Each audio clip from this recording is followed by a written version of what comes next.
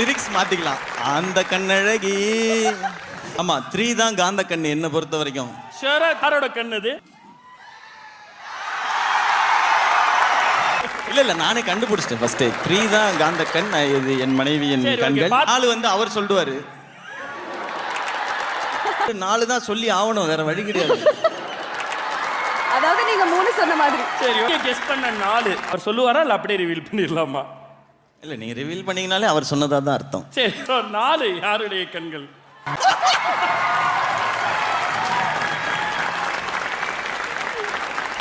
இதுக்கு இந்த ரியாக்ஷனும் கொடுத்துட கூடாதுன்னு அப்படியே உட்கார்ந்திருக்காரு. மிலிட்டரி ட்ரைனிங் எடுத்தவர் அவர்.